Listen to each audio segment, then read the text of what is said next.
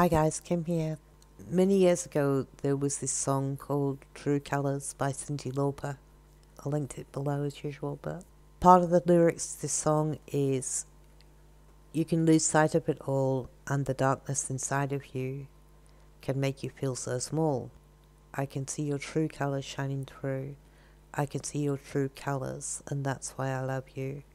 Don't be afraid to let them show your true colours, your true colours. Beautiful like a rainbow. So I've been singing this song upon awakening from sleep for a few days.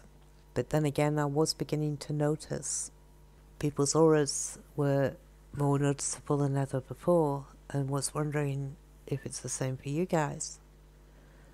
And then I got to speculating about the colours of the aura showing and that maybe that the colours were there to give us yet again another external insight into the projection of what other people are putting out around us. And maybe this is part of the shift that we're living through.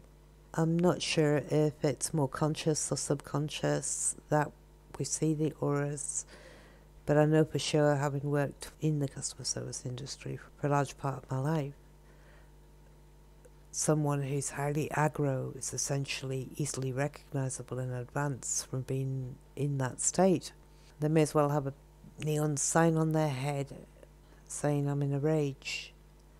It's not a physical thing, like they aren't breathing through their nose intensely like a bull or something, or red-faced, but you can spot them for 50 paces.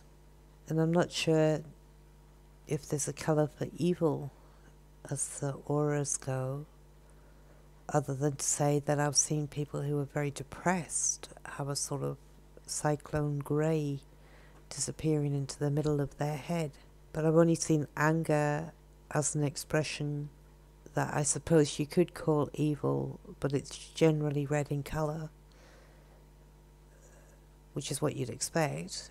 But then I've also seen red blot out everything in relation to someone who's experiencing severe emotional stress, and their aura can be totally red, but it's a different type of red. It's more like a cloudy rather than a bright red that exudes out of somebody that's angry. Anyway, the thing is, I don't always see it.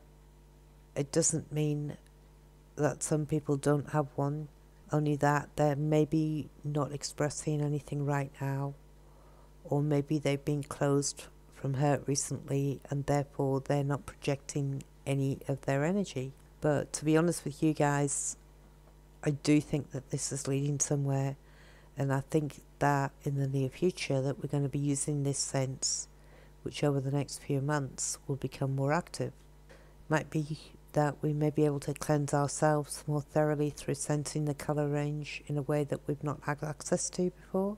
So with that in mind as a projection, I'm just going to try and explain how to see auras. I know that many of you will be way beyond this. I just thought it was worth mentioning in case anybody was struggling with it.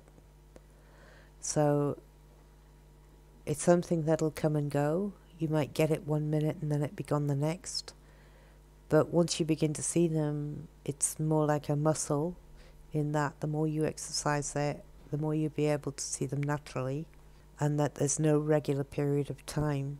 It can take months to practice it, or it comes naturally, or it may just come to you really quickly. Getting used to seeing auras initially, maybe by going to the park on a sunny day and staring at the trees and fixing your stare.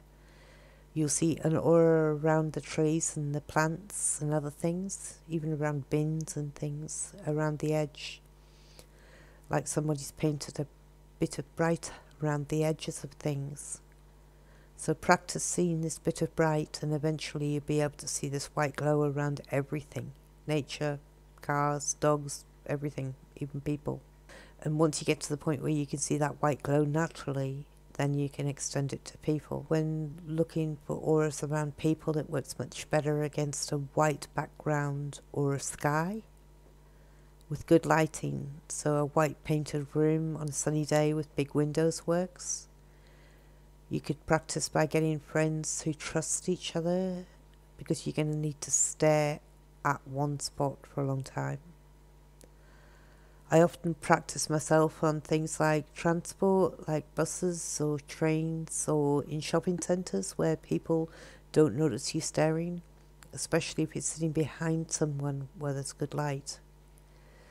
You need to fix your stare on a fixed point around the area of the third eye, even from the back of the head, and keep staring, allowing your focus to fade in and out. I know that the first time I saw it, it was really, really faint, just like a very weak watercolour. As far as the colours are concerned, there's a great many charts out there. You can search Corellian photography and they'll give you ideas about what the different colours mean. But to me, it's a bit like dream interpretations, by which I mean what a colour means to you might be something completely different to what a colour might mean to me, depending on what your experience in life is with that colour. That's it from me today. Ta-ta for now.